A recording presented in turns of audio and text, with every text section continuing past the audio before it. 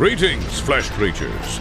It is I, Megatron. On behalf of TFYLP, I want to congratulate you for listening to the most refined collective podcast on this miserable little planet Earth. Yes. Here you'll find knowledgeable fans discussing every aspect of Transformers and beyond. Now, enjoy the show while I continue my path to complete conquest of all of you miserable biological entities. Predacons, terrorize! Hello, welcome to TFYLP. We're live tonight, July 5th, episode 437. I am Lucas. I'm here tonight with Christian. What up? Peter. Forever Destron. Paul. What up? And Phil. Good evening. Hey. Phil Switch. So tonight we are talking about reissues and kind of just going over some of the recent ones and what we think about them and what we'd like to see and all that type of thing. I know, Christian, you've had this big debate that we've been talking about, offline too. So we'll probably get into some of that as well. So Wait. Reissues? Reissues. I thought we were talking about like issues in the fandom, because there's a lot of them. I thought this was a psychological discussion. Yeah. I thought we can do that as well. About specific issues of the comic. No, I guess we missed those two little letters. R-E. Okay, What's no one a ever said reissue? reading was your strong suit. No, it's not re. I just know it as adding. Yeah. Adding. I can't see those two letters. But what's a reissue, Christian? It's when an old toy comes out again years later. A lot of times it's G1. Although they're doing Beastars have to reissues now, be so years later. Like, what's the time period that you would call it a reissue? Yeah, like they reissued this recently. This Masterpiece Starscream. Didn't this just come out? It came out in 2019, and now it's coming out in 2021, whatever year it is. No, everyone's posting photos of this like Masterpiece Starscream. Masterpiece Starscream. But this is how it came out the first time. Yeah. Is this not a reissue? It's not. Although if they reissued that Prime, that it actually is, calling you out. Yes, that would be a reissue. So sometimes it's toys that come out twice in a quick time frame. But I think what we're talking about tonight, Lucas, unless I'm mistaken, is toys from older lines that are coming out like now. That's kind of what I was thinking, but we can also hit on, I know Ron was talking about he wishes they would reissue the Thrilling 30 Metroplex because he doesn't want to pay the late tax. So I can see... what? That's a fair point. But they have reissued that multiple times. They have over the years. They reissued it once. Once? Didn't It had Takara... there was I know... SDCC, Takara, US, blah blah blah, SAGCon, and then the reissue for Legends, which was a mall exclusive. Yeah. So And if you don't have all of them, then you're not collecting properly. I don't got know if I one consider those reissue. reissues because those are in such quick succession that It was over I the don't course of a really- year. Those are all reissues. The first four were over the course of a 12-month period, and then there was the 3 years issues, later. one exclusive and one reissue. To me. Yeah, Legends is the only official like reissue. It's like the same toy, the same barcode. Everything's pretty much the same, although there are always little differences. But they mean to almost have it like, hey, here's the same toy at a different time period. But if you don't have it at all, then you're happy to have any of them with differences or no. I'm not Yeah. saying I guess people are my happy to point get is- toys. We're just talking about the same toy that comes out later. I guess my point though is like if you weren't collecting 10 years ago when that came out, you didn't get any one of those because they came out in such a quick time frame versus all right. Well, get wrecked. Where were you? You were Yeah. snoozing. You've been asleep. Same Some thing. That people people are might like, not be I old wasn't enough. here in 1986, so now I'm going to cry about the hot rod that I missed or it's packaged backwards or whatever. And here we are. I've got my hot rod. and it's different from the 1986 Hot Rod, which is different from the 1986 Hot Rod, which is the rubber tires and the metal toes. What are we talking about here? This is going to devolve into variant speak here in a second. You know, it already has. So reissues are what? I need a definition, a real definition, not, oh, it's slightly different. Oh, it's the same. Oh, the barcode and the SKU and the assortment and where it was released and whatever. Let's distill this for you. What we're really talking about is, I'll go backwards in time. The recent Walmart series of reissues for G1 and B stores. And vintage G1, vintage Beast Wars, yes? Correct, yes. Those guys. And then prior to that, the Platinum reissues. And then prior to that... that's like Universe 3.0. What about the Takara book reissues? Takara book. I'm going backwards. I hadn't gotten there yet. Oh, Takara okay. book, Well, then we got to do Encore first. You You got to do Encore then Takara book. After that, yeah. And then all the New Year's stuff on the 15th anniversary. And Peter, if you want to get technical about it, we could do European classics if you want. Yes, we can. Which are all slightly different from their original versions. Yeah. I don't think Peter ever shies away from getting technical when it comes to reissues or variants. Doesn't, and that's why I threw that to him. Yeah. So yeah, older toys from vintage series that are coming out now. Encore is a good place to start on that, I guess. Or if you want, we go back to book box, we go back to classics. Where do you want to start? If we're gonna do, go ahead.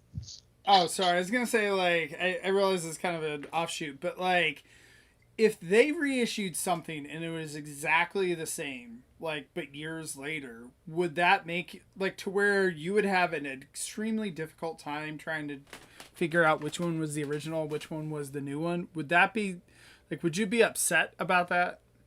Okay, so this has to go into variant speak because we're going to talk Devastators. Let's talk Devastators. I got my dude over here. He knows what we're talking about. I see you, Paul. I see you smiling. I love this.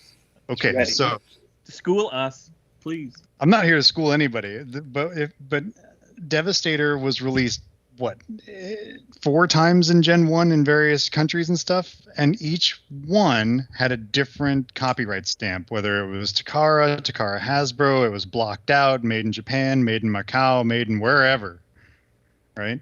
So if the copyright stamp is different, then I don't care. A reissue is a reissue.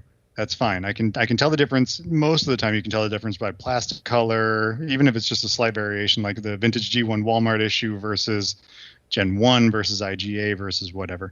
You should be able to tell just by looking at it the difference between the yellow Gen 1s, the mid yellows, and your Gen 2 stuff. Should be able to pop them real quick without having to look at the copyright stamps or dig around for packaging. So if the figure was identical, I wouldn't have an issue with it at all, so long as the copyright stamp reflected the difference in the date of the issue, and the tooling. Obviously, it's when they mess with the dates. But like the train bot, same thing. They changed the stamps on all of them between the Diaclone, the 87 Headmasters, and then the 1990 Zone. They all have different tells in the tooling. So there are going to be differences. So you can have an identical one and it's not going to be identical. There's no way they can make I say that, but I'm sure there is some knockoff company that's going to do it. But there should be no way to have an identical toy reissued 30, 40 years later. True. But is the point to make it identical, or is the point to make it as close as possible to what old people remember from their childhood? Cicada, right? I mean, Randall wants Metroplex. He doesn't care which. I don't know. I'm just going to speak for him because, he wants a Metroplex from that mold. He doesn't care if it has chromey legs or extra accessories or extra sticker sheets or the little these guys in this color or the little those guys in that color or whatever, the aerial bots and Trailbreaker and whoever else came with them, the little slug guys. He just wants a Metroplex to put on his shelf so he can be like, yeah, I got a Metroplex. And a lot of people, that's what they want. They want Hot Rod. They want Starscream. They want Hot Carl or whoever. And good for them. And I hope they get... Hot Carl's my favorite. He's my favorite. I mean, he's my favorite Cobra guy. He's my favorite Decepticon. He's just like... He's in every series, and he is my absolute favorite every time he shows up. He's just a steaming pile of awesome. and I love it. So yeah, so if you just need that character, that mold, that version to fill a slot in your collection, then by all means, buy reissues, have fun with them. I buy all the reissues anyway, and I don't display any of those suckers. They all go in a tote, and I forget that they exist until we have conversations like this. Well, That you know, thing for is why me, we're having this conversation. like I honestly, depending on the figure, I almost kind of prefer just getting a reissue to the original. Like an example of that would be Fort Max, the one that Takara reissued. How many years ago has it been now? That was several years ago. 2012, I think. But anyway, nevertheless, I was really excited to get that because for $300 or whatever it was at the time, I could get one that felt minty fresh, that had like the box and the styrofoam and had all the pieces. I didn't have to worry about tracking it down. And the sword, I didn't have to worry about like yellowing. I didn't have to worry about inspecting, because like a lot of the things, especially if you're buying things online, it could be a challenge inspecting them to make sure. Like if you're at a convention, like you can look at it yourself and be like, yeah, but you know, this is in the condition that I want. You know, the figure is as tight as I want, you know, whatever it may be with some of these G1 figures. But if you're buying online, a lot of times, like I just kind of like, oh, I you know, it's fresh in the package. And like, I almost get that experience that it would be very challenging to get. You know, like the amount of money I would have to spend to get a you know, sealed, you know, G1 figure, and then I wouldn't probably want to open it.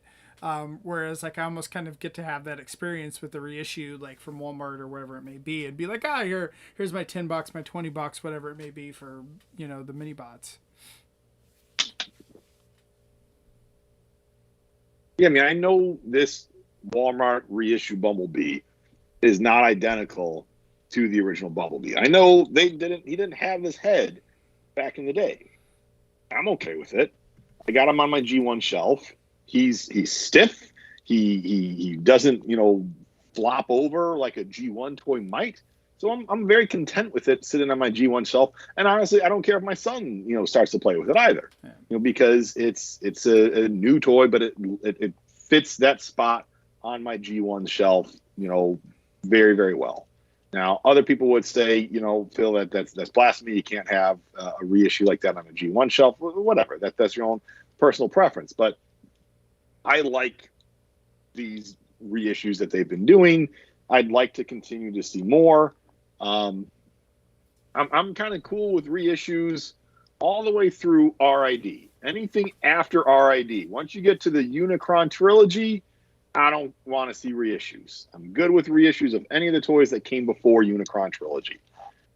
That sounds like a personal issue. It does sound like a personal issue. Why would you make the cut there? And because another is question, it like for your collection, is that what you would do for like everybody? Like you don't think there should ever be reissues from? Well, if I was running Hasbro, right, exactly. So I would. I just personally think that the RID toys are pretty darn awesome. You know, X-Bron, Prawl, Sideburn, you know, those are good toys. I mean, they've done reissues of that Optimus, you know, Fire Convoy, whatever you want to call them, and Ultra Magnus. So I think those are good. We'll talk about those. That. Are really. What's we'll that? Get there. We'll talk about those two. We'll get there. But you know, those are good toys. Once you get to the Unicron trilogy, those are bad toys. And for the most part, not every single one's bad, but they're lousy toys. That's subjective. I mean, they toned it. They were aiming for a completely different demographic when they moved to UT. Yeah. So the complication ratcheted up on RID. Too much lead. But those are some bodies that, yeah, Christian, don't eat lead. Those are some kids' G1s. But me, yeah. Those are some kids' G1 toys. That was their introduction to Transformers, and as chunky and as clunky and as goofy as the Armada Hotspot is, that's someone's favorite toy. That's their first Transformer. That's their dude, and they grew up with that dude, and they love that dude. So if Takara or Hasbro or whoever wants to do reissues of that dude with his freaking face and his bazooka head tube thing, and his awful feet and his awful hands, I'd buy it in a heartbeat. And I would try not to be judgmental, but I would totally be judgmental because you want to get an Armada Prime that doesn't have GPS. Armada Prime has GPS? in the elbows. Does he? Phil, I want to know who these Transformer Illuminati are that are ragging on people for having the reissues on their shelf. I'm not saying that I know there's specific people who would do that. Or do you just think there are people like that? I'm quite certain. Well, I shouldn't say quite certain. I would not be shocked at all to hear people say, like, oh, if you've got a G1 shelf, you shouldn't have reissues on that. I mean, if you were a true Collecticon, you wouldn't have reissues on your shelf. Well, I'd say I don't think there's any problem with having reissues mixed with non-reissues, unless you're like claiming you have a complete like G1 original line and it's like full of reissues, and it's like, what do you? No, you don't. I've got all the G1 guys. It's like eight book bots and a couple of the Walmart things. Like this entire G1 line. I got it all. Some of these reissues, you go back to like G2, which those were not like considered reissues. Those were new toys, but like those have their own value now and the whole game around them. And the reissues, like each phase of reissues, time passes and they each have their own mystique around them, like the book style ones, and like that's when we started getting accessories for the first time that were like show accurate that you never got. I think there's like that Bumblebee you showed, that is a superior toy to the original. That is the best Bumblebee, that's the G1 Bumblebee in my opinion that's ever come out. It's got all the good things that have come throughout the years, and it's great that it came out again. I mean, that toy is actually worth some money, just that reissue. But you have to know you have to have someone that wants various reissues because they care about the nuances between them. And I guess my point about why I put that cutoff at the Unicron trilogy is that once I get to the Unicron trilogy, and we're seeing this a little bit, we've seen it a little bit in the last 5 or 10 years, but I think more so lately with third parties, is you're getting much better toys of those characters in new modern versions. So like Fans Hobby Naval Commander is, from everything I've heard, an awesome toy aside from the QC issues, but that I would much rather have that than a reissue of Armada Prime. Let's dig in on that, because that's why I wanted to talk about reissue. That's why I came on this episode. I have stopped wanting to get most reissues, even for Beast Wars, which was, my G1, because there's better toys. Like I don't need G1 toys. I wasn't there for it. I'm not bonded to them. There are way better versions now in the War for Cybertron trilogy, or even Prime Wars. There's better stuff back then. Same with Beast Wars. There's way better toys of Primal, Cheetor, Rat Trap, and Megatron in Kingdom. Cheetor, but still, it's a modern figure versus the same price for something that came out 20 years ago, 25 years ago. Well, what was the Unicron trilogy, Prime and Ultra Magnus, that they like reissued? They did a few years ago, and it was like really expensive. And then there was all kinds of issues with it. That did not happen. You're thinking of Robots in Disguise. Oh, that's or what it was. Car Robots, Optimus and Magnus. That's what I was thinking of. Yes. Yeah. So, Peter, which one was it that was all messed up? Because one of them was more messed up than the other. What do you mean? One of them had really bad mold degradation. The other one was kind of okay, but they recalled the entire set. Bad. They recalled everything. Yeah, I mean, I took it as they recalled everything, so it was all bad. Yeah, but yeah, it was the God Magnus. Yeah, Godfire Convoy in the Encore line. It was the last issue of the Encore line. That was the last Encore. Yeah, and they didn't even get to the good stuff like Overlord and Lio Kaiser and Victory Saber and Star Convoy and Diatlas. Well, and my big hope was that we would get a not quite Blackfire Convoy from that issue. Because we got, not quite Lucky Draw Big Blue Convoy or Blue Big Convoy, whichever the order those words go in, and not quite Unicron of Light. Like they're based on Lucky Draws, but they're not the same things. The Lucky Draws are still there, but everyone can get the cool thing. So I was like, yeah, Blackfire Convoy, that's coming. And then it got recalled. But the thing I thought was interesting about that was those were pretty expensive, weren't they? Like when they did the reissue, and it's like you could literally get the original figures for similar price, right? Like way less. What was the retail? I feel like it was like $339 or $350. It was like $350, I think, with shipping and everything. And then they were all messed up. I mean, I don't know. With the U.S. versions, I didn't open my Car Robot ones, but I opened my RID ones, and even combined, that Omega Prime or whatever was a big floppy top heavy mess.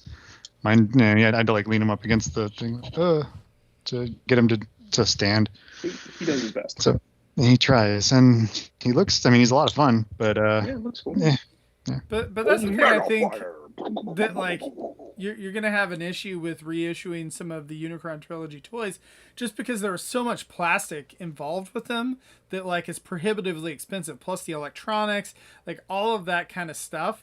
Like I think it would actually be hard to redo them. Like I feel like it's almost easier to redo G1 figures than it is some of those Unicron trilogy figures. Well, let's talk about price in those G1 figures. We've had G1 Soundwave issued multiple times since, Book Box, and then TRU. Did TRU get one? I don't know. No, TRU got classics because Soundwave got delayed from that. Anyway, the price on him has steadily gone up over the years. The most recent Walmart one came with no tape, came with Buzzsaw. It was $50. Yeah. Which, I don't know. I don't think G1 Soundwave as a toy is worth $50 anymore. That's just maybe subjective to me. You didn't have to wait long to not pay $50 for them. Yeah. Most of the Walmart exclusive or reissues, got discounted pretty abruptly. I'm not saying you're wrong. Not Soundwave. I think there's a market for that. Yeah, not Soundwave. Prime kinda. He stayed around for a while. Prime came without the trailer. But it was still interesting. $50. Some of the ones like the Hot Rod, those things went on deep discount. But then there's other ones like the Devastator was really hard to find if you didn't get it right away, and the same thing with the Starscream too. Like both of those, like for whatever reason. Yeah, and the mini bots were really hard to find for the first couple of months, and then they proliferated for the B movie, which was nice. But I did really like that first wave of the vintage G1 Walmart reissues. I'd never had a B, a Seeker, or a Devastator before, so it was nice to have that as like I'm an adult collector, so I should have these things in my collection. And that's a mentality that I've gotten away from since then. I got Warpath and Gears after that because I like Warpath, and Gears is an arc dude, but like my heart's just not in getting reissues anymore. But you aren't a casual fan, and for the casual dad and the casual fan who wants that Soundwave, I remember Shockwave. He's my favorite tape deck guy. Shockwave's the coolest. He was all like, I'm a bad guy and I beep boop boop, and he would throw the tapes at people like, yeah, I remember that. And you're like, oh, that's who that's for. The question, is that who that's for, or is it for us? It's not for kids. I think it's a lot. It's not for kids. Yeah, it's not for kids. I think it's for both us and the casual, nostalgia, paying shopper at Walmart. Dude, they sold it at Walmart. It's for Walmart customers. It doesn't Walmart matter customers. beyond that. Yeah. It's for Walmart customers. I'm in really into though. Florida Walmart customers. That's where I'm living. I am really into what they just did with the Titans Return Headmasters at Walmart. They put those in the G1 boxes. Man, if they would put the whole 84 line in those G1 boxes, I'd buy the crap out of it again. You want to see me buy a line twice? That's how you do it. Well, and that's because it's a modern figure in a yeah. classic box. I'm all about that. Please give that to me for the 40th anniversary in 3 years. So wait, really Christian, let me clarify this. Are you saying you want the newer versions of the toys in the old packaging? Okay. Put Earthrise Sunstreaker in it. Prime. Yeah, any of them. Whatever, all of those dudes. Yeah. Put them in the classic box, and I will make an in-package display. I'll become an in-package collector for that line. Because those are the right toys. Those are the toys I've always wanted. But they look like the old toys, which I never had because I'm not as old as you guys are. Except for Brainstorm. I mean, that's amazing to me. That would be cool, That's what I want. actually.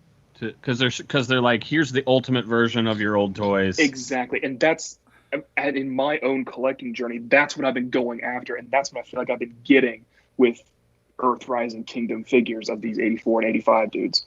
Like this is it. This is the best version. I'm not getting another one.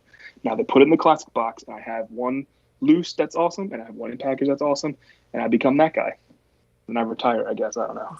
The one thing I think that they should do this too is a lot of people want to have all the Transformers in this newer style and whatnot, but it's hard to do that, especially if you're not in the U.S. And so, if you didn't get on that, exclusive to Target or the exclusive to Walgreens, whatever it may be, if you snoozed on it, now it's $200 on the aftermarket.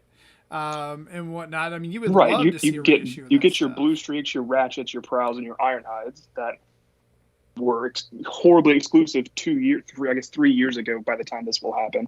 And you put them out in the classic packaging, and now they're more available. Right. I guess my sentiment with that is I'm not an inbox collector in any shape or form. So the new vintage Headmasters at Walmart, I skipped. I've got those toys already. The heads I have are different, but it's like I don't really care. I've got the toys I want. The boxes. I got a couple of them to replace and mix and match because they had some better colors, but yeah, I'm not connected to those dudes like I am to the 84 dudes. So I don't really care to keep those in pack. I kept the boxes themselves, but I'm not keeping them in package. See, but I love the Headmasters. I love the Target Masters, the Headmasters. Give me those Cybertronian spaceships and tanks and cars like any day of the week. So that is my wheelhouse right there. And even still with that, I was like, Interesting. I mean, I think that there is a lot of different reasons that people might have to pick up those Headmasters. One, it was the Takara versions, like over there, over here in the U.S. And I can't remember. I think some of the colors are a little bit different depending on the version, which one it was and whatnot. So if you're a variant collector, you can get that too. And then if you're just a brand new collector and you just got in a couple years ago and you want Headmasters, here you go. Because again, that's the same thing with our commenters thing earlier in the show that they weren't collecting when Metroplex came out. So here's Metroplex. They weren't collecting when Headmasters came out. So here's the normal Headmasters. Well, and it's funny. It's one of those things where I didn't even. Did we not think... do the question before you could observe the cast of how long you've been collecting? You need to say at least 20 years. I thought we put that screener in there. Come on, Lucas, get on that. We don't need casuals watching us. Yeah. Please, everyone, watch this. I don't care how.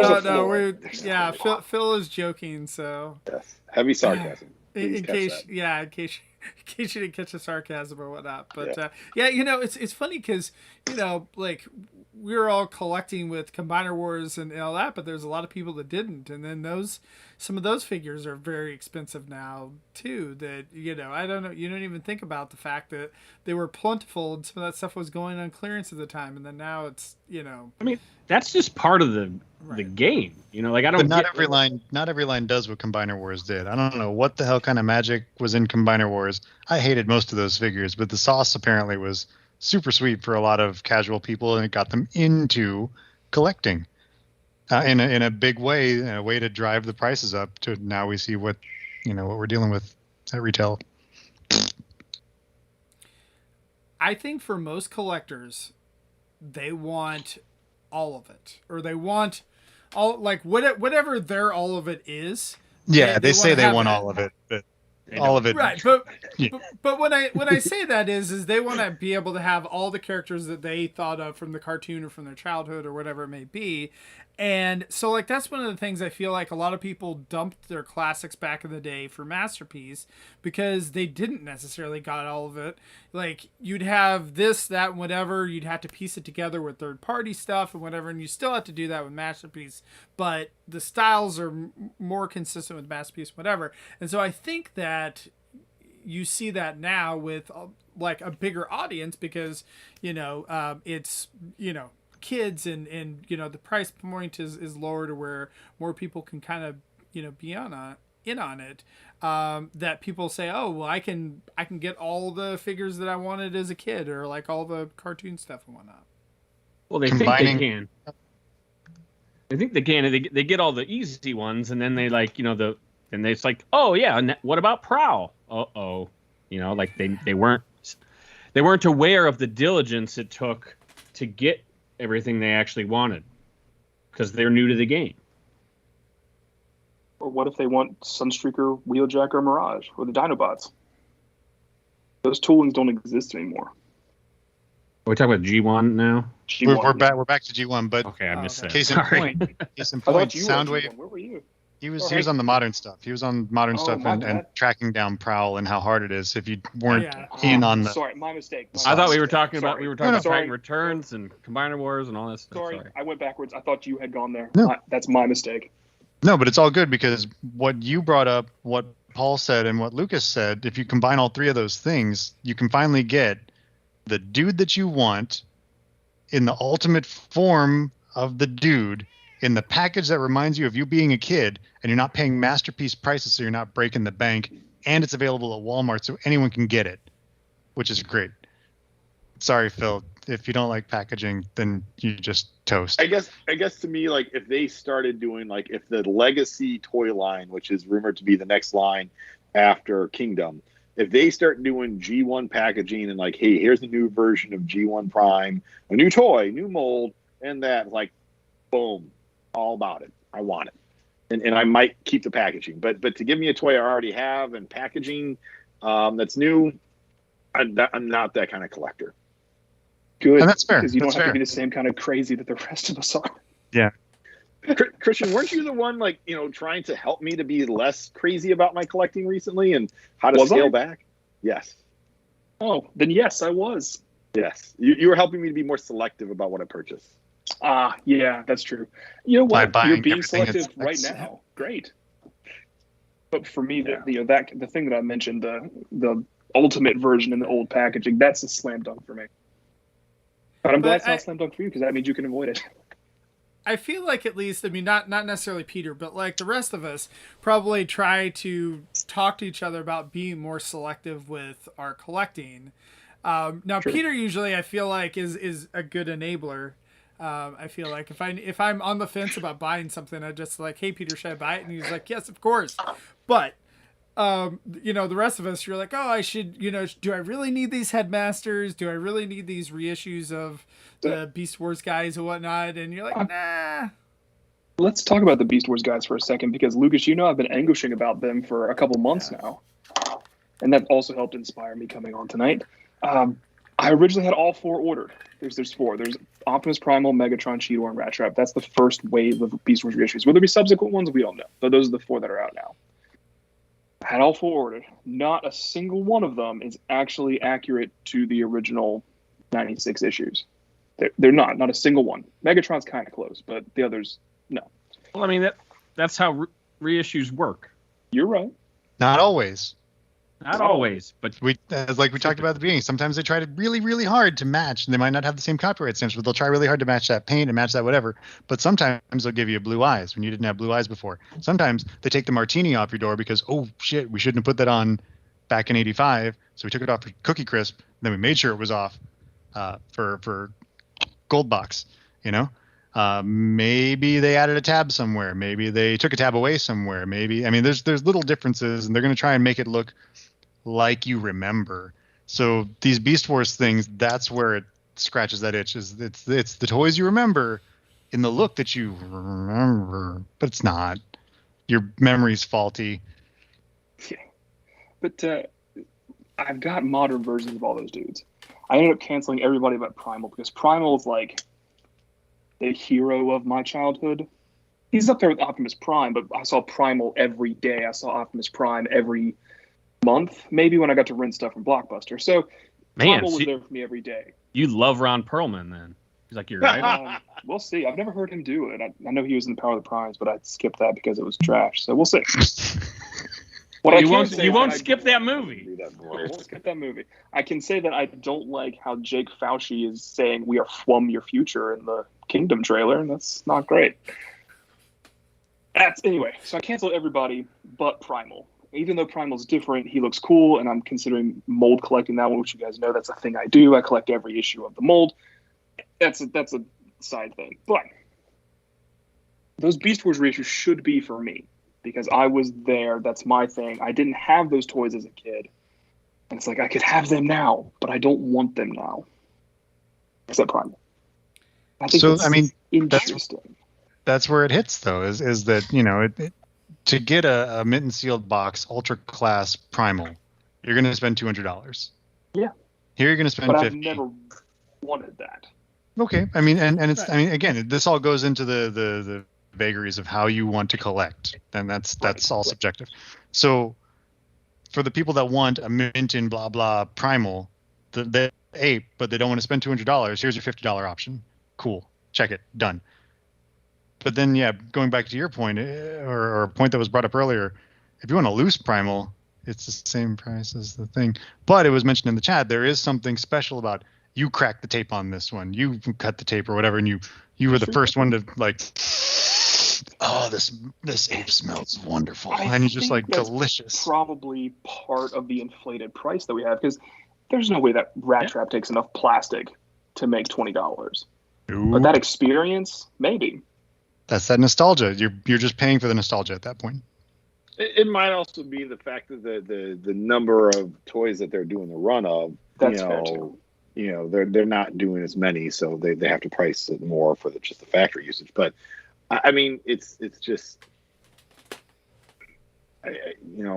you're at that point now where that audience, like Christian, you're that audience. You've got real job, you've got real money. Come on down to Walmart and buy your past in a shiny new box. And it comes back to something like Lucas was saying too. It's just like, all right, you could buy a used one for that same price, but what kind of condition is it in? How floppy are the joints? Does it have all the missiles and all the weapons? All of that stuff is going to, how, is it yellowed at all? All those things come into play if you're buying a loose one for the same price as the reissue. I mean, and if you're honest, not us, where do you get it? Like, to be all honest, of us know the places to find them. We could go to shows. We would go to cons. We could look at particular things and find them. But, Peter's dude he talked about earlier, Shockwave beep boop the tape guy, where does that person go to find a good condition old toy?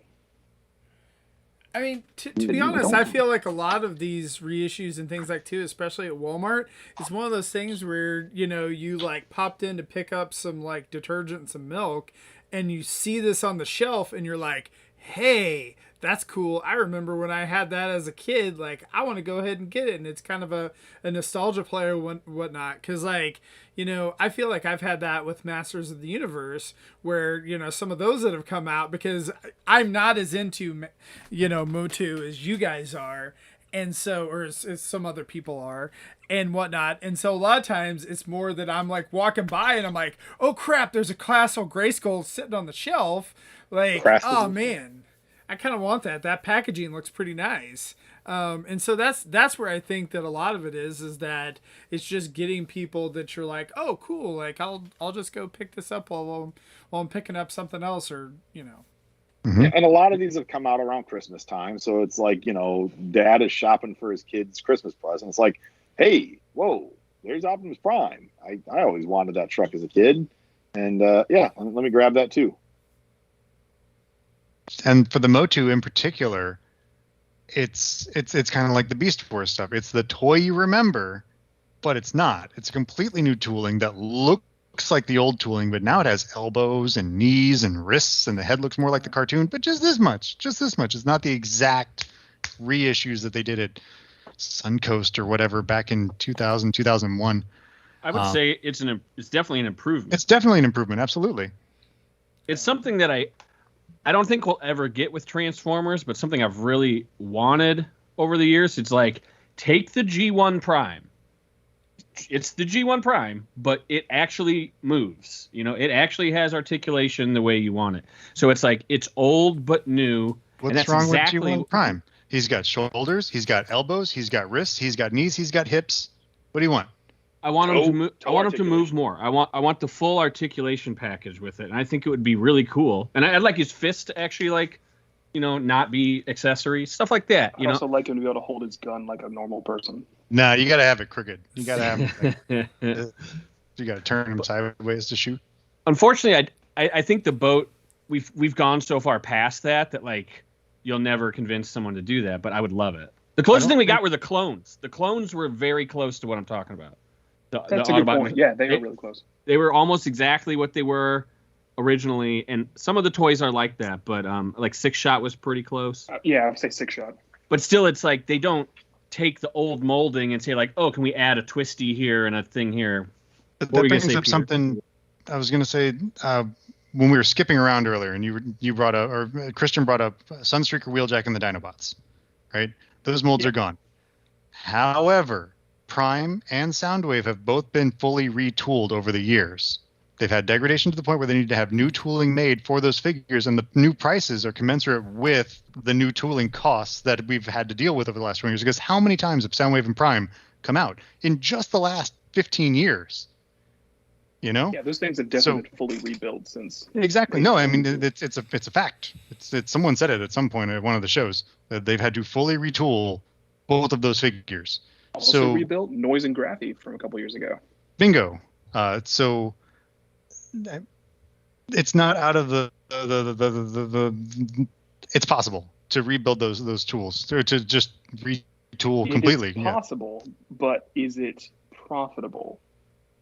I think honestly, I think it would be. That all those reissues have gone on clearance at Walmart. Right.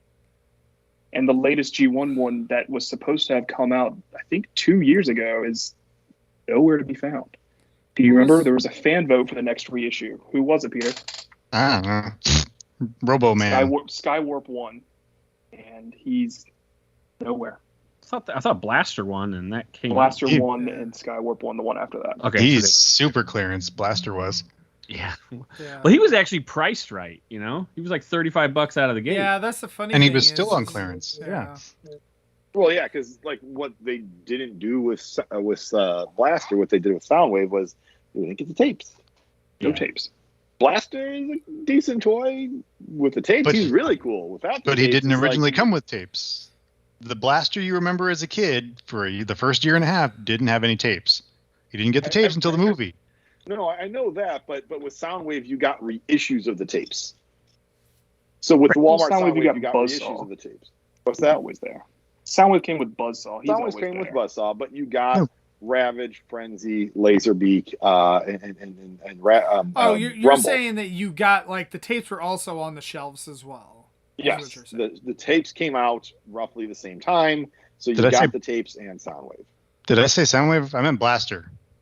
You said Blaster. But I'm saying Blaster, we never got the tapes. So part of the draw of having the reissue of Blaster would be then hopefully get a reissue of Ramhorn, Steeljaw, Eject, and Rewind. And we didn't. Yeah. And so it's like all of Blaster's best adventures in the cartoon and the comic, no tapes. True, but everyone was Autobot tape guy.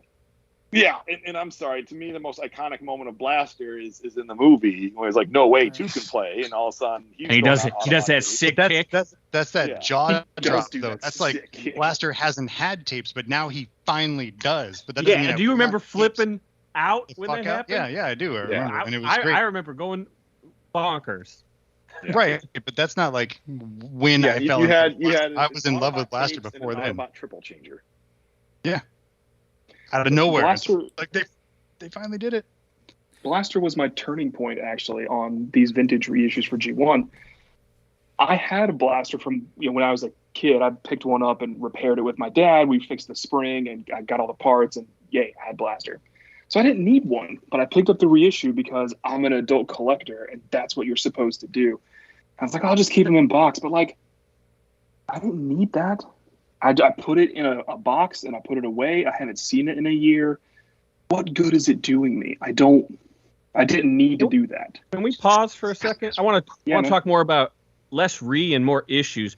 What are these adult collector norms that you have to follow that I am not aware of? That's what I'm trying to say. That I have all these internalized things. Where is this coming from? Adult collectors of Transformers, in my mind, are G1 dudes, which is you dudes. And so I'm trying to like compete with you guys when I'm 12 years younger than you, and that's just not how it works. That's not fair because you were snoozing the first 10 years of our lives. You were not alive. I was literally not existing. Yeah. So like you can't why would you even do that to yourself? Because I've been in it for so long that you guys are my peers, not the actual Transformers fans who are my age. Because there were no Transformers fans my age when I got into it. Well, none of us, I think, are projecting that on you. No. It's not a you thing. It's just I've been around it so long that I've been conditioned to be like, yeah, G1's the best. I need all the G1 figures. No, I don't. Oh, we've broken your brain. That's what I'm hearing. Is that we have peer pressured you, and damaged you. Best. I have been heavily in this fandom for over half my life now. I started really heavily when I was 13 years old. That's young and impressionable.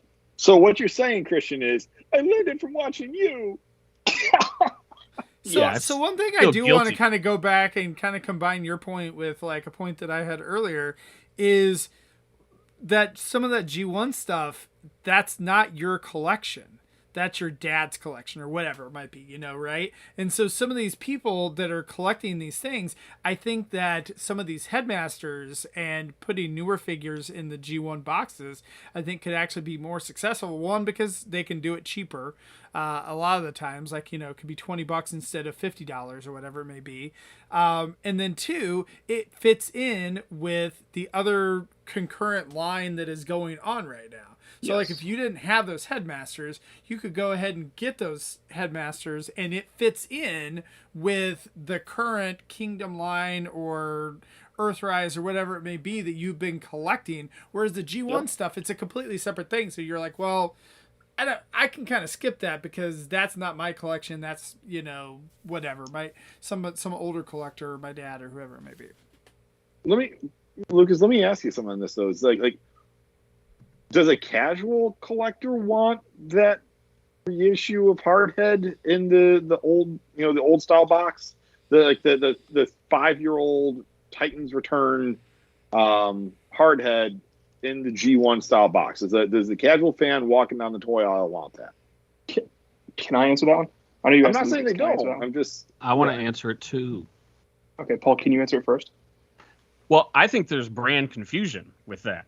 Casuals can be like, oh, this is my G1 hardhead, and they're gonna be like, this head's a little different. Oh, it's fine though. Yeah. How much of that did we see earlier this year? I saw a ton of it.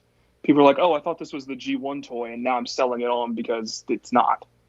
I saw that a lot. Really? Well, I think that's part of the I know you said like, oh, put it in the G1 box. That's awesome. I was like, whoa, hit the brakes. Like, I don't like it when they like, this is crustiness falling off of me like a shaking tree.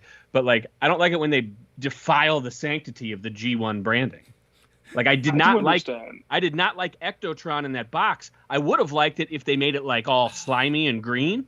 That would have looked cool. But like, it's confusing because it's not an old toy. It is a brand new thing. Did you? And you probably don't watch the show, but did you see that they put that toy in the Goldbergs, the show on ABC? I think I remember. Yeah, It takes place in the 80s, and they're like, do you want to play with the new Ghostbusters Transformer toy? And I was like, oh, no. Yeah. Now, I know I'm not, like, putting my pitchfork in the sand here, but, like if you took someone mentioned doing the War for Cybertron toys in G1 packaging. If it was in the new box shape and it looked like G1 stuff, that'd be cool as hell. That would be really neat to, like, see that. Yeah, that would be neat. But when you put the box flap on it and you put the old logo and it looks like it's an 80s toy, there's confusion to people that aren't in the know. Yeah, but people were getting confused MP01 thinking that was their Optimus Prime from when they were a kid. Confusion, it's going to happen. Yeah. But I mean, you're not going to walk into your Japanese toy store and see MP01 and be like, that's exactly what I had in the 80s, because people were doing that. People were literally doing that. They were literally alternators were their childhood toys. Yeah. It's like, no, they weren't. Probably after they got it out of the box and we're looking at it. But like, that branding is a completely different imprint than the old G1 toy. The Super WRX is exactly what I had in 1985 on my smoke screen. It is totally my Fair Lady Z is my one right here. Yeah, I'm talking about like the moment of purchase, you know, like the moment of point. The moment of that. Yeah, and obviously Hasbro likes that. They would like to confuse people into buying their toys. That is part of marketing. So like, I mean, I think the fact that they've had this Walmart reissue line for so long that was reissuing G1 figures, and then they did this, I think you could absolutely 100% say that, because if they would have done this first, it'd be one thing. But the fact that they had all these old G1 toys, I could definitely see where people would get confused with that. All the G1 toys, except the ones you mentioned, Starscream, B, and Devastator, did go on clearance, but the Headmaster dudes seem to have sold through pretty quickly and pretty well. I was going to ask about that. That's my next point. Is comparing sales. We don't know what the sales numbers are. We don't know. But we don't know what the order numbers. They're also $20. They're $20 a piece versus 50 to 50 60. for a cab with no trailer. This isn't my Prime. Some people might be confused and think that wasn't their actual Prime because my Prime had a trailer. This is some GoBot or something. I don't know. I want to see the dudes like, wait, how did they get this toy out of my basement into this box on this shelf? I'm very confused.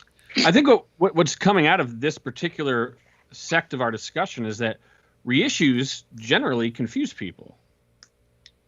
But they should for lots of reasons, For what is like, Peter? What would you think is like the most successful reissue line, if there has been one? I'm not saying it's G1, just any of them. Anything. Are we talking Transformers, or are we talking like other?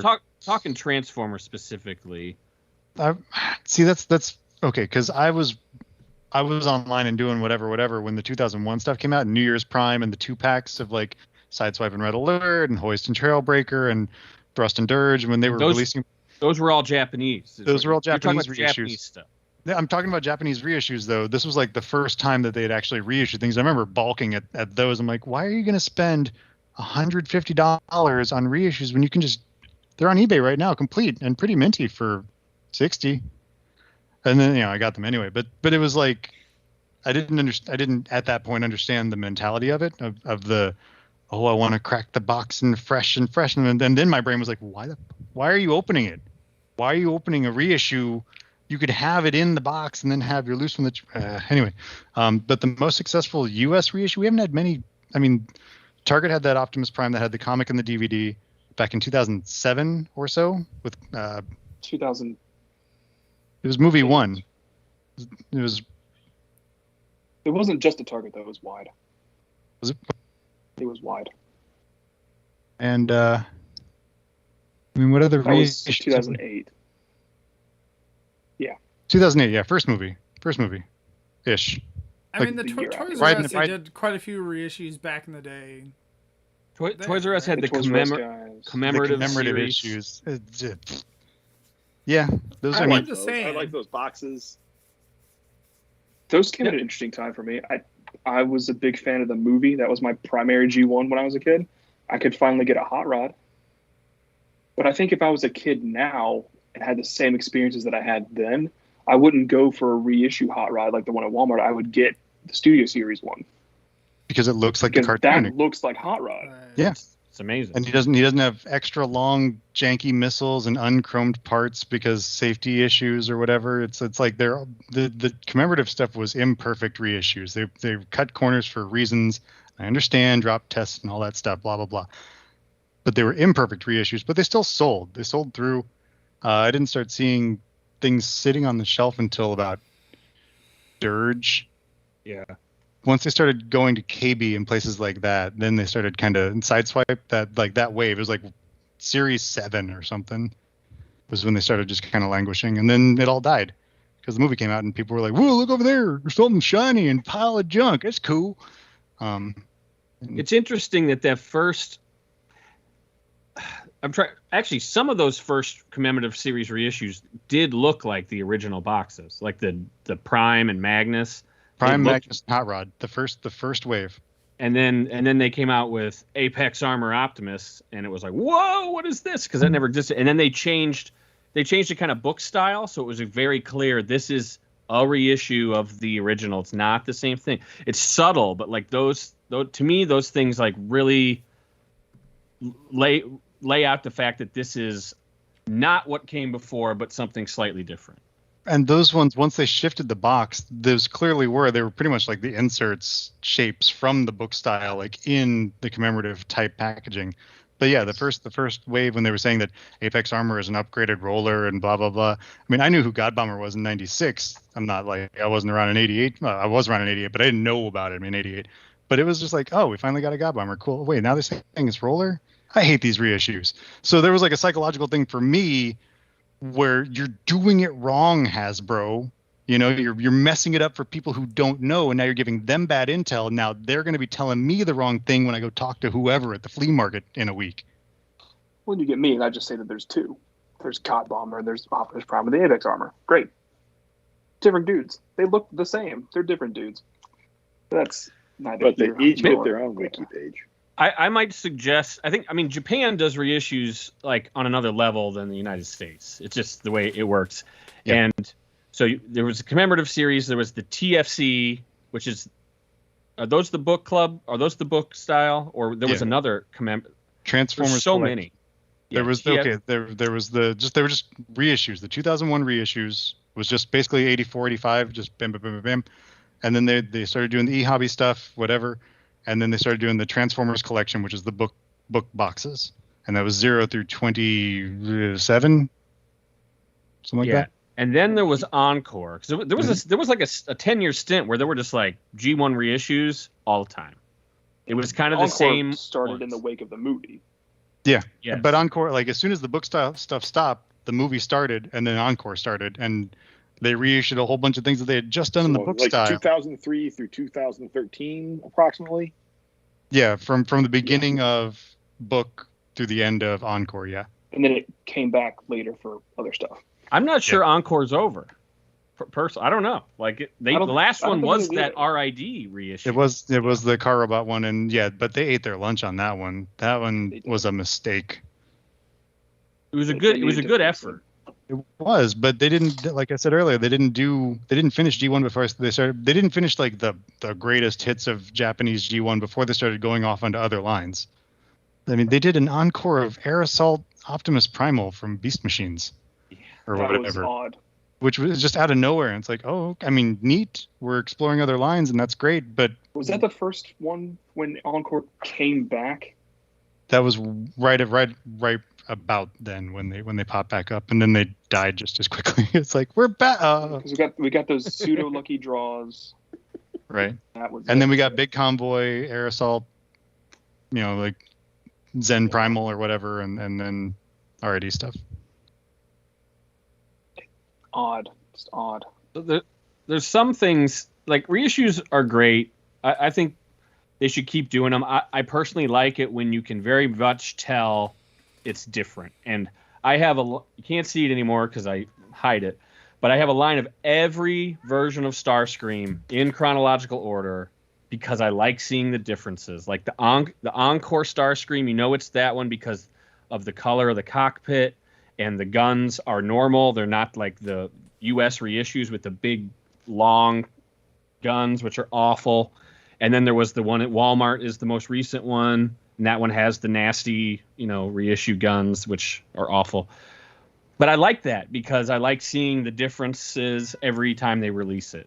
So that's why I do like reissues. But I don't. I always like kind of like, whatever this is called, whenever they reissue something just because it's rare. Because reissuing things that just because they're rare is always a kiss of death. Stepper was a badass toy. G1 Stepper was one of the rarest toys around back in the aughts, let's say. Well, I mean, even in the 90s, that was one of those ones that you like whispered about. Yeah. Stepper and Artfire and God Bomber. Did you know that this was available only in Japan? And you're like, oh. And it's cool. Special. It's a black repaint. It was a black repaint before black repaints were like a dime a dozen. And then they reissued it, and then they brought it into the U.S. even as Ricochet, and no one gave a fuck about Stepper. And they just sat and sat and sat. Yeah, but we are not. We've already established that we are not casuals, and then we're going to. Very young then. You can be very young and not be a casual. You were rebuilding Blaster with your dad when you were 6 years old. You were not a casual. The only reason people whispered about Stepper is because they couldn't have it. It was rare for rarity's sake because of whatever the circumstances were. It was hard to find, and it was a $900 toy in the box. It was crazy. So because it was, someone looked and said, "Wow, this is so expensive. Let's make a bunch of them. Let's let's reissue this and we'll sell them all. Well, no, because only a small amount of people wanted that toy, and they were willing to spend that much money. But once you give someone lobster every night, they don't think it tastes that good. They don't think it's that special. So that's why that didn't work out. Same thing happened with Fort Max. Encore Fort Max. Huge mistake. It was cool to do it because a lot of people want Fort Max, but like it was still $300 and no one wanted it because it's huge. I think people just didn't know how big it really was, and when they got the chance to get it. Yeah. Yeah, it's just, I enjoyed it myself. Well, it was a subpar reissue. First off, it has problems. I've heard a lot, and at least it came with the sword, so that's cool. But that was a big plus. It was a dog, I would say. Like it was clearanced out everywhere. It's probably more expensive now, but it was cool they did it, but they probably shouldn't have done that, in my opinion. And that's the problem with reissues. You might if you look at just aftermarket prices, that doesn't tell you the whole story. And I'm saying that from a Hasbro hard to predict. It is hard to predict. How well did like Skylynx and Omega do when they came out in Encore, because they hadn't been reissued before? Maybe decently well, but then like Metroplex I think was hard to do, and then it got mixed up with that KO, so they didn't do Metro Titan, and like they could have done Raiden, and we kind of thought that they might when they announced the MP and they had that whole Railway Story in the Sky thing scheduled for last year. It was like, here's the reissue and here's the new issue, and I think neither Raiden, one of those are happening. I think Raiden would be a mistake as well, because that is like another thing that's rare for rare sake. It was never in it's a super fan character and thing. Doing it as an MP is a different story, because it's like a new MP is a new MP. Like until everyone you starts had reminded me about what happened with Ricochet back in the day, I would have been like, no, you're wrong. Raiden, of course, would sell. Who wouldn't want that? No one's ever had it. That's the problem. No one's ever had it. No one knows who Raiden is except us.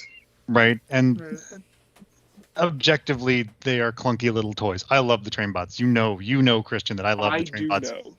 And that's why I can't buy them, because I don't like G1 toys, and I can't justify spending that on G1 toys. I can't.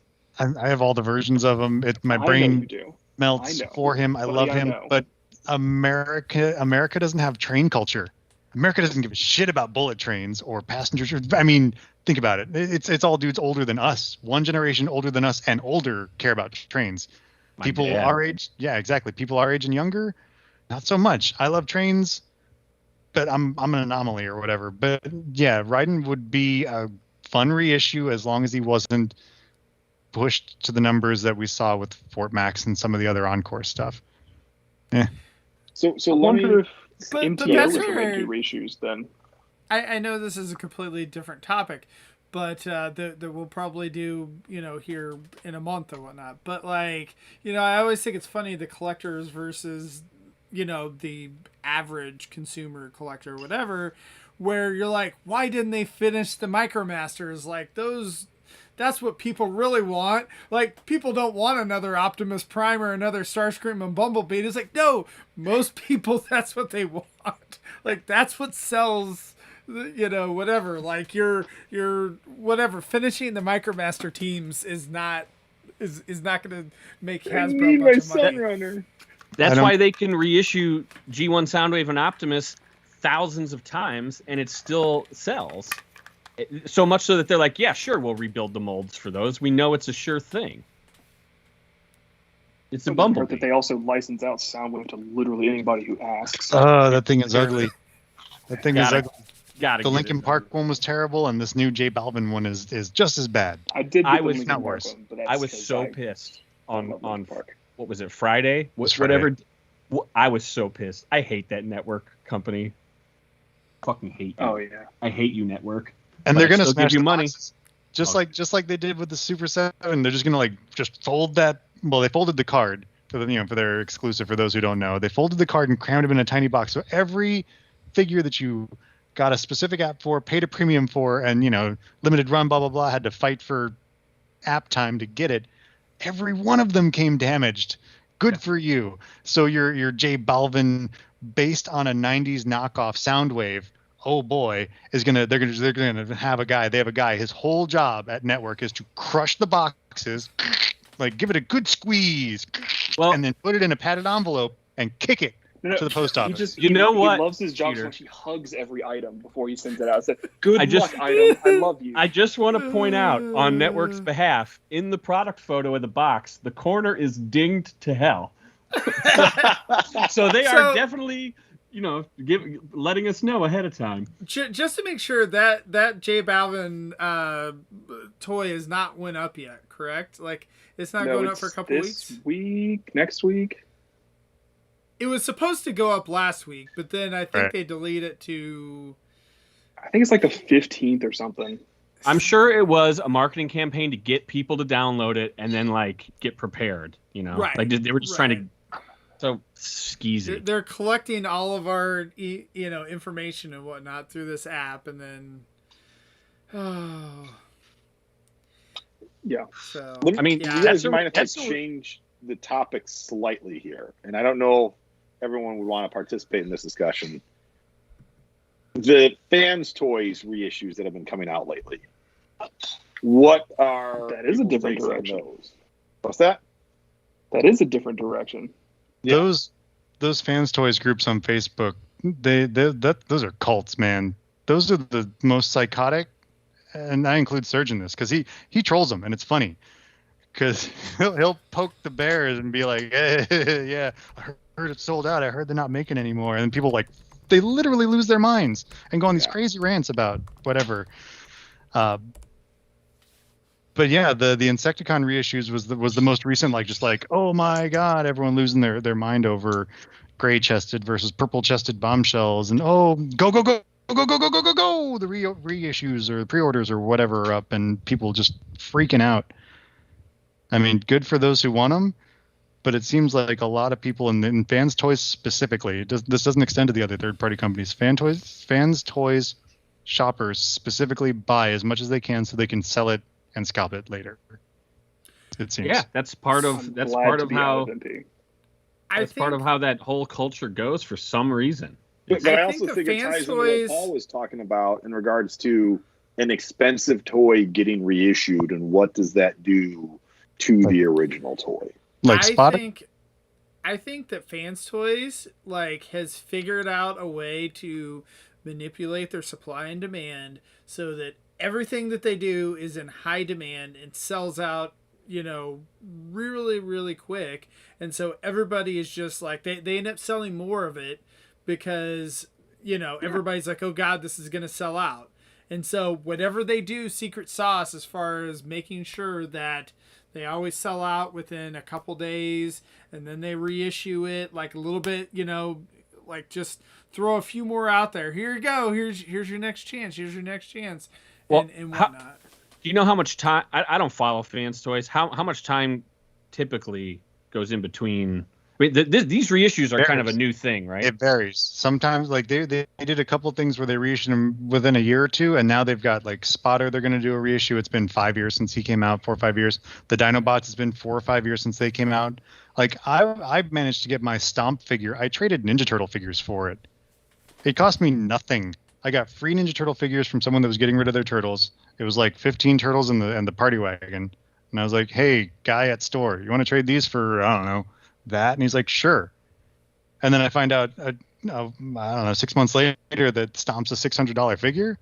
Those weren't $600 turtles. I don't know if he was just a dummy or if I just got lucky, but yeah, the prices on these things and the frequency between the reissues, they're not even reissues, all of them. The Insecticons have improvements to the molds. Spotter's going to have improvements to the mold. They're completely doing a whole new Perceptor Tesla figure because issues with the first one necessitated a whole new figure, and people are frothing at the mouth for that while still paying $300 for the original.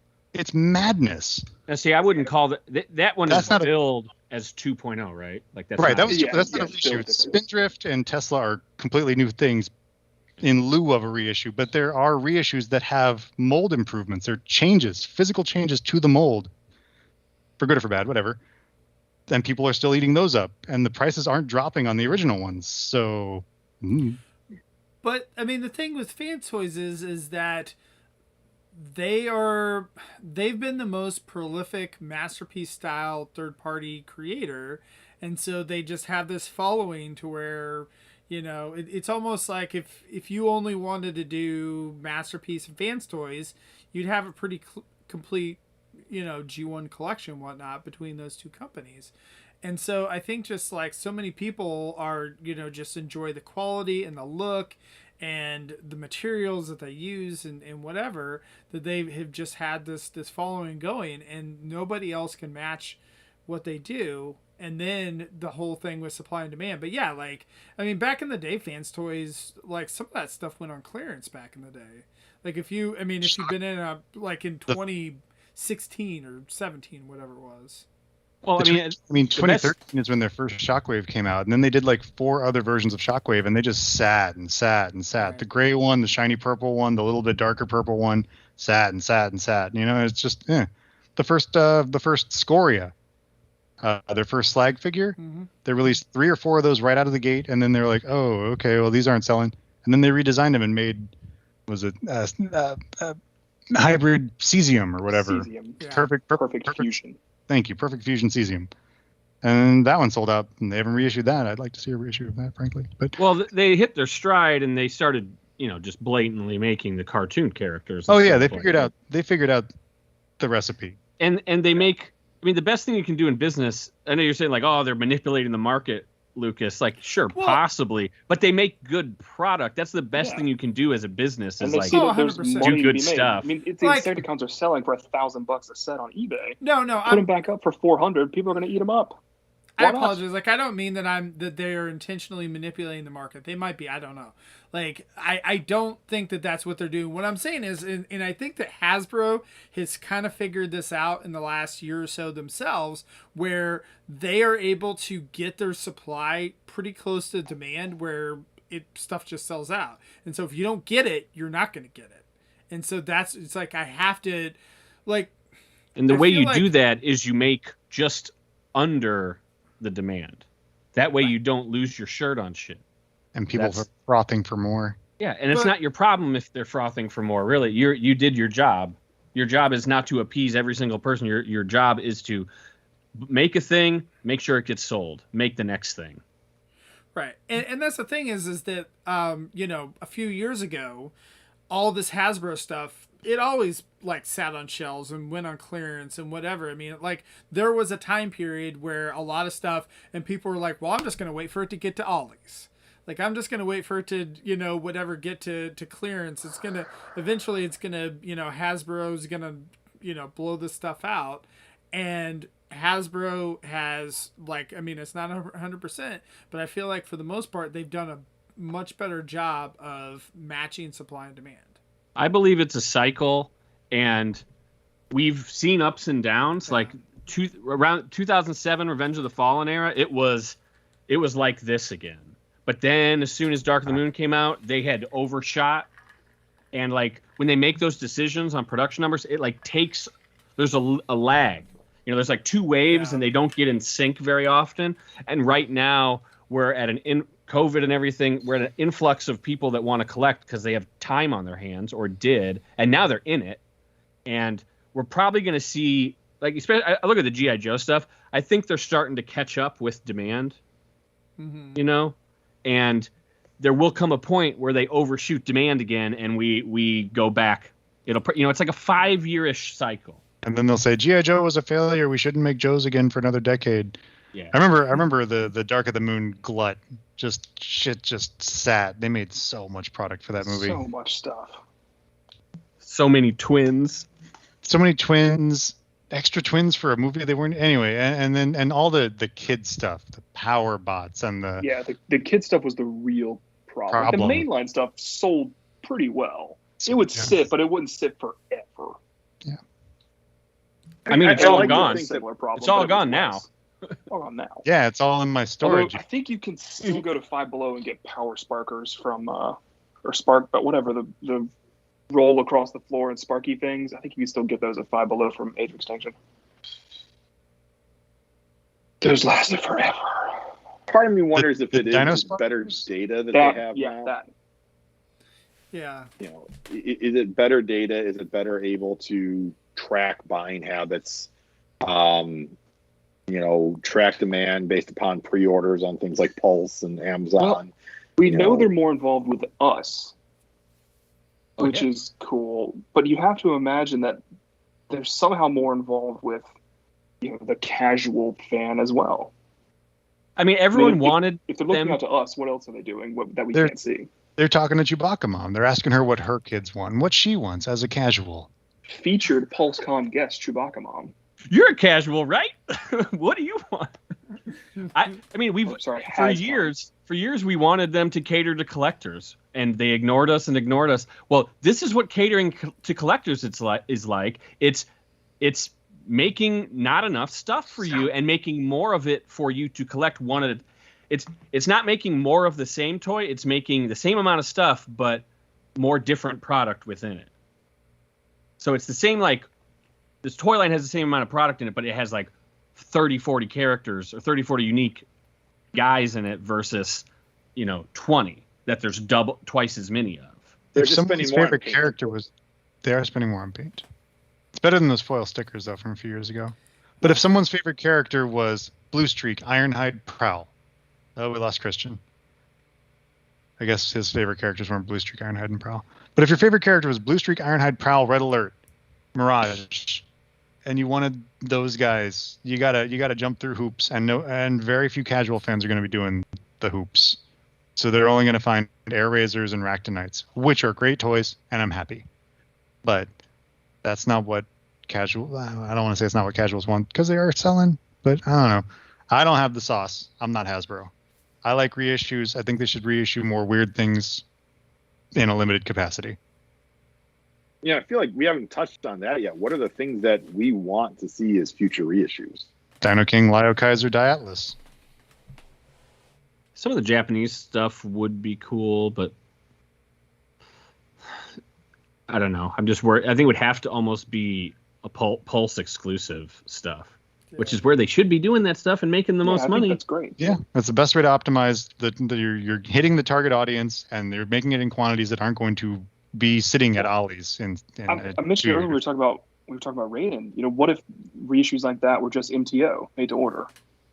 I would be so down for that. And if they hit the goal, they get made. If they don't hit the goal, they don't get made. Done.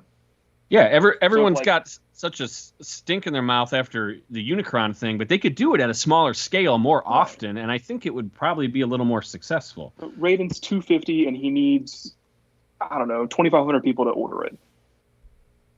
That could happen. Yeah, sure. that could. I think that would be really progressive and cool. I think that the thing that's hard is they have to rebuild is like $600, and they have to make like 5,000 people to get that. Maybe they don't make that. Maybe there's not a market for that. Right. I feel like that Hasbro doesn't want unsuccessful, things like that, and so they're not just going to put it up and whatnot. Like they don't want Cookie Monsters. They don't want Cookie Monsters. I think they could do more fan votey kind of things for that. It would just be two stages because it'd be like, who do you want to fund next, as opposed to who do you want to come out at Walmart never. Right. The problem is they got to go through legal and get all the stuff approved, and like every little fan vote like that probably takes 6 months even to launch. I'm sure. Because it's a big corporation, and I've learned a lot about big corporations lately, and they slow. Slow. Real slow. Yeah. That means I have a job until next December. Yay! We love jobs. Jobs buy toys. Jobs are good. What did you ask, Phil? What would we like to see reissued? What do we want to see? What are reissues we want? Let me think. Can I jump on that hot shot that you so derided earlier? No, you can't, because it said no reissues. It's the cutoff. Past Car Robot. That's the cutoff. All right. What I think would do really well in about 3 years is a reissue of the either Movie 1 or ROTF Leader Optimus in a cool box. We did get that. We got the Amazon thing. Yeah. The Amazon. I can't remember the name of it even. It was Archive or something. I think it was Archive. Yeah. Yeah. That never went anywhere, unfortunately. Nope. Two things in it. The two things. Chronicle. Was that question's point? Is that too soon? Is that Chronicle? No, Chronicle was the other. No, thing. Chronicle is Japanese. With the G1 with the G1 and the modern at that point. Yeah. I loved that though. I loved that line. I was hoping they would do a ton neat. of those, but they just did Megatron and Optimus, and that was it. But again, I think they kind of did that too soon, because if they did it in like 2017, 2018, if you were 11, 12 years old when you saw, the 07 movie, you're just out of college, starting barely to make some bills, but you got to pay off student loans. All right, now is the time, or 3 or 4 years from now, to Christian's point, that audience has got actual disposable cash. Mm-hmm. These aren't necessarily reissues. This isn't really correct for your question, Phil, but like I think the best, and these also weren't really reissues, but the best G1 reissue stuff was like the new characters in old molds like Sunstorm and Megaplex and all the Diaclone guys. Like I loved that, and now all that stuff has persisted and become, masterpiece toys, and it's in the modern line. The canon. Yeah, they're now characters. Now. Yeah. So in that vein, I would almost like it to go backwards. I would love to see G1 Alpha Bravo, G1 Knockout, G1 what's the chick from the new RID, Strong Arm, right? Strong Arm. I'd like to see those new characters as like just like G1 or like movie Barricade. Yeah. That would be neat to me. But those aren't reissues. That's where the Retro Future Fans Project line would have been great if they would have been able to continue that. I love that line because it slotted in perfectly with Gen 1. They did that 2, 3, 4 times with the Skids and Screech, and then the Ratchet Emergency Green and Ironhide Protect Black. But Like I'd love to see a G1 Prime with the flames. I know that is really touchy, but like a movie deco. Yeah, sorry. That hasn't been done before, and I think that adds value. A G1 Starscream with the the gray raptor stuff, that would be super neat. I would like that. People would buy that. Because so much time has passed where we've all healed a bit, and I think we can embrace, we can heal together. Like you should redo like an Astro Train like in white and orange, and just like completely off the wall colors, and then you should also do like a Blitzwing, but make them look kind of like flywheels. Those had a really obscure reason behind them. They were like the weird one Blitzwing with flywheels, and Astro Train was some Micromaster combiner guy. Mock tackle, Peter? Something like that.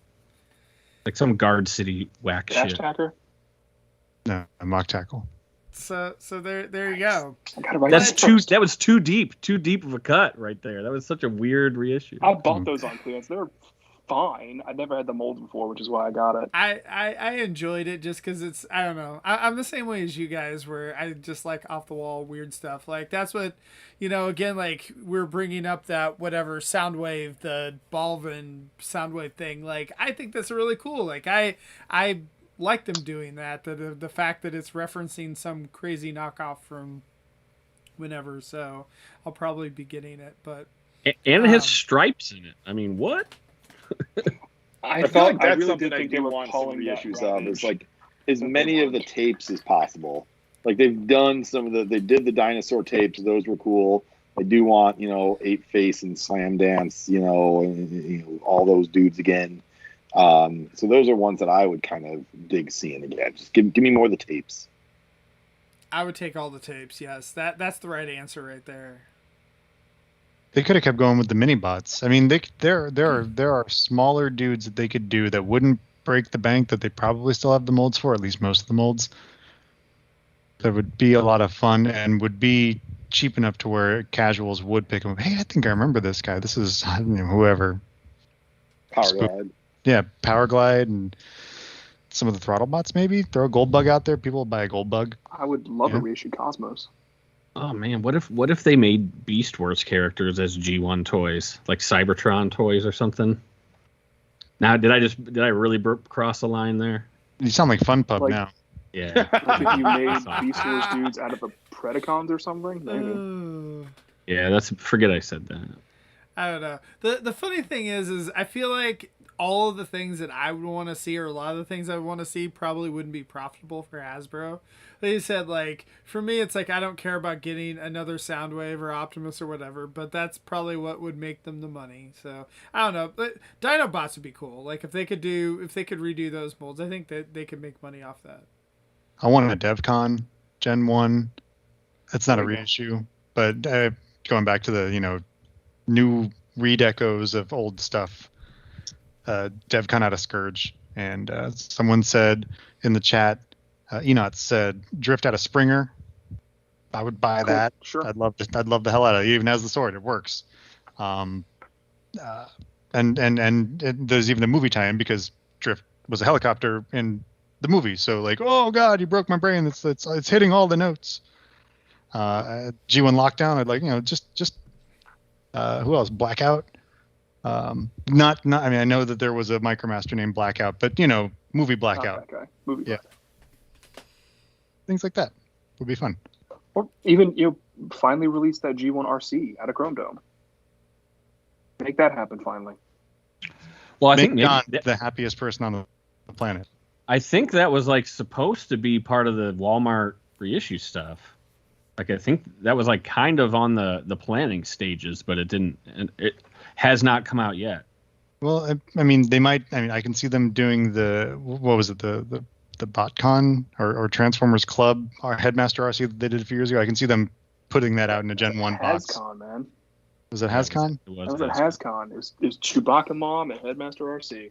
Oh my goodness. Yeah, I can see them putting that at Walmart. Slightly different that deco, was the best blah, blah, con blah. ever because it was all about family. Family. Dom, where you at? A different topic. There you go. Let's just spend the rest of the night just sharing Fast and Furious memes. As much as just a meme trend that is right now, I really would love to see that movie. I can't be the only one. Which one? Movie? What movie? If Fast and Furious and Transformers crossed over. Yeah. They drive fast sports cars. Transformers like to be fast sports cars. What's the issue? Sure. And they're all terrible movies. So they go together like peanut butter and bananas. I really do prefer the Fast and Furious movies to the Transformers movies. I've At least never those are fun. I saw the first two. And I was like, this One is is nice. 2 is terrible. 3 is meh. 4 is meh. But once you get to 5, all the rest of them are meh. 5 and once they bring in the Rock, start at 5. Yeah, exactly. I Don't even worry always about the love first one. that Start at 5. when someone recommends something and they're like, well, you got to get first through like the first 4 movies or whatever. After that, Don't even watch the first 4. Just watch 5 onward. This first 4 seasons. They rebooted suck, it at 5. Season it's incredible. 5. It's great. You just got to get through the first episode of Black Mirror, then you're fine. Don't watch the first episode of Black Mirror. That's what my wife's recommendation is. I would also watch the Fast and Furious Jurassic Park crossover. Sure. 100%. I'll take it. Can we do instead of Fast and Furious Transformers, just bring back Gone in 60 Seconds in Transformers, like Nicolas Cage and a Transformer? There you go. Great. We I'm should surprised do he a hasn't voiced one crossover. yet. We should do a crossover between Jurassic Park and Transformers. Make a toy like that. Wait a minute. That'd be cool. They made a toy that'd be great. I mean, talk about a toy that if they aren't doing any more of that toy, and that is missing the mark in terms of demand and not having enough supply. That's sold out so fast. Well, it's like it's so far ahead. Like, did they just put in? This is what I wonder because it's coming in November, right? Yeah. So like it's already got to be getting made. Same thing. Right? The same thing happened with the what was that time travel movie that you guys like? Back to the balls. Future. Car. Yeah. That thing sold out fast. But that sold out fast in the special edition with the 1985 plate. Limited plate thing. Yeah. It's all gone. Like there aren't any. They haven't.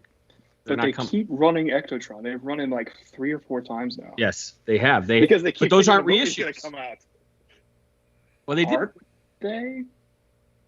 Well, those are okay. So yeah, there's reruns. It's a retool. The Afterlife one was a retool. New head, new junk came with it. No, They I'm talking put- about the Afterlife one. Oh, Yeah, No, the I know original. what you're saying, Christian. Yeah, they have rerun the toy multiple times in the original G1 box. Yeah. But those are not reissues. They're not billed as reissues. They are just reruns of the production line. And also, Kingdom RC and Wheeljack are not reissues. So we call those repacks. Yeah, it's nuanced. It's We nuanced. should have started with this. We should have started with that. this is part of the definition thing. Well, RC's changed. She has a different tempo. Right. Variant alert. I love that somehow we finished up the definition like an hour and a half later. So We came back around to it. We got there. If you you stuck with listen us, now to you the know. entire hour and a half, you're like, oh, okay, I see where they were going. I The first get it couple now. minutes.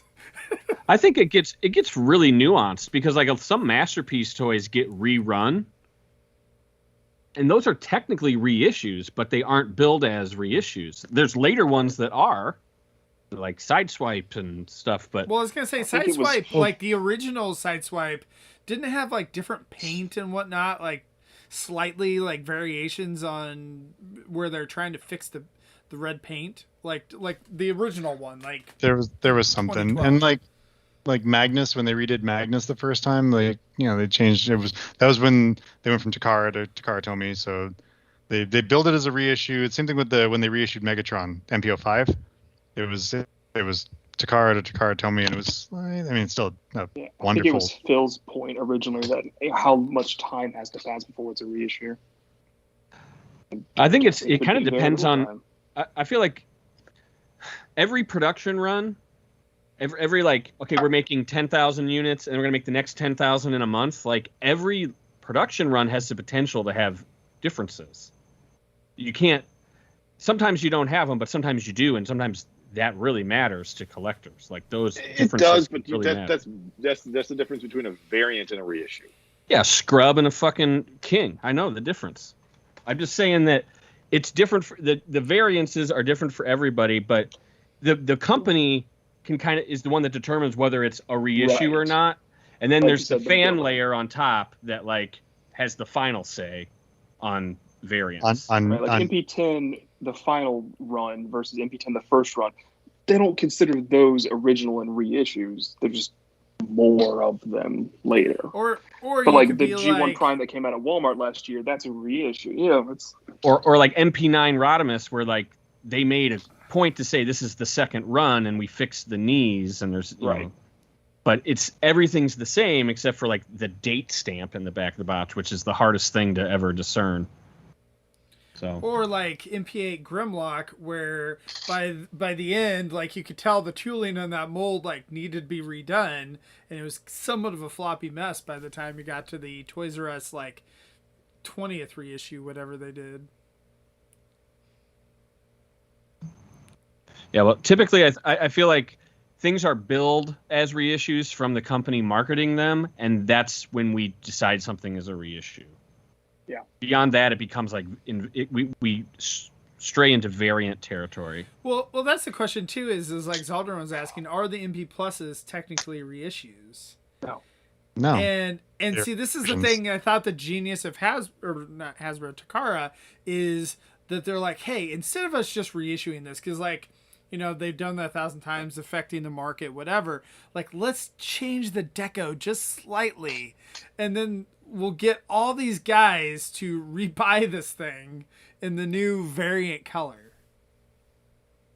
And we're gonna give you a new coin with it too. So for the people that need that, we're gonna scratch them twice. Whether it's we're doing coins, we're gonna do the little slug figures, the little metal slug figures. The window tint is different. We've got different deco, whatever. Yeah, I mean they are new versions. They're not reissues. A reissue is pretty much a straight reissue of the previous thing. But the MP Pluses are interesting notes. The coins are Hasbro Asia, right? Or is it Takara as well? Takara's done some coins, but most of them are Hasbro Asia. Okay, because that's what I never remember getting. Like, if I get the Japanese one, like I wouldn't get the coin. If I get the Hasbro Asia, I'd always get the coin. So I get really I found out a confused fun about fact that. about Hasbro Asia this week. What's that? Their official DBA, doing business as name, is Hasbro Far East.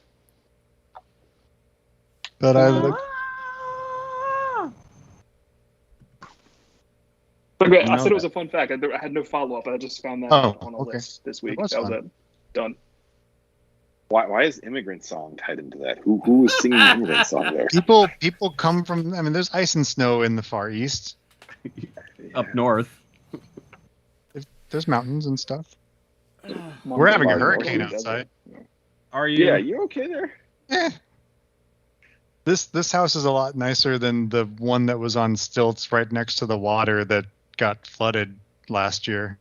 So we're happy that At the new one, you can't invite manatees in. So no manatees at this house. They were there when we stopped by the house 2 weeks ago. It was pretty neat. But no manatees here. We have a rabbit. There's a rabbit in the yard. And It seems like I that's much guess. different than the armadillos and manatees. I miss the manatees and the armadillos and the raccoons and the possums. They were a lot of fun. They were my friends. I'm gonna miss them. Book Did they club. make a dress for you in the woods? Oh They yeah, did. so They did. We sang a song, and then I got kissed by this dude that was out there. It was weird. so That's also a great time.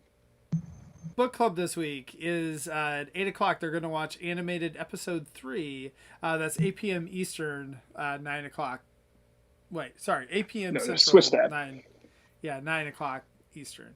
And then at 9:00 Central, 10:00 Eastern, they're going to discuss Drift Empire of the Stone issues 1 and 2.